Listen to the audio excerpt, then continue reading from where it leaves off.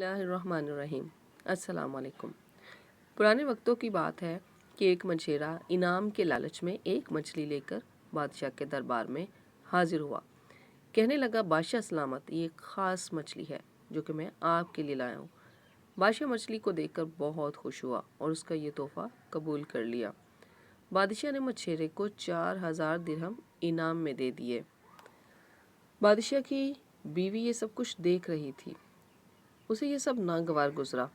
वो बोली, बादशाह सलामत, आप इतने फजूल खर्च हैं कि आपने एक आम सी मछली के बदले में उसे ढेर सारी रकम दे दी।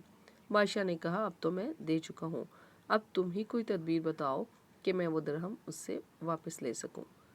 वो कहने लगी, आप इस मछेरे से पूछें कि ये मछली नर है या मादा। अगर वो कहे कि ये नर है तो आप कहना मुझे तो मादा मछली चाहिए, और अगर वो ये कहे कि ये एक मादा मछली है तो कहना मुझे तो नर मछली चाहिए। बादशाह ने मछेरे से यही सवाल किया तो मछेरे ने कहा, बादशाह सलामत, ये ना नर है और ना ही मादा, बल्कि ये तो खुनसा है। बादशाह उसका जवाब सुनकर हंस पड़ा और खुश हुआ और उसे मज़ीद 4000 दिरहम इनाम में दे दिए। ये देखकर बादशाह की बीवी को शदीद गुस्सा आया।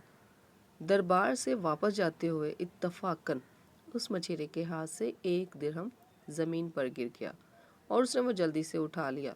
बादशाह की बीवी कहने लगी, ये शख्स कितना बखील और कम वक्त है कि 8000 दिरहम लेने के बावजूद एक दिरहम भी न छोड़ा, वो भी फट उठा लिया। आप इस बात पर नाराज़गी का इजहार करते हुए इससे तमाम दिरहम वापस ले लें। बादशाह ने इससे पूछा कि तुमने ऐसी अजीब हरकत क्यों की।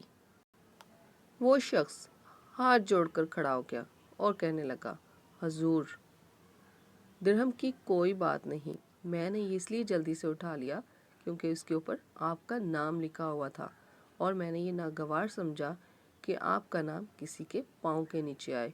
ये सुनकर बादशाह और खुश हुआ और उस शख्स को मज़ीद 4000 दिनार इनाम में दे दिए।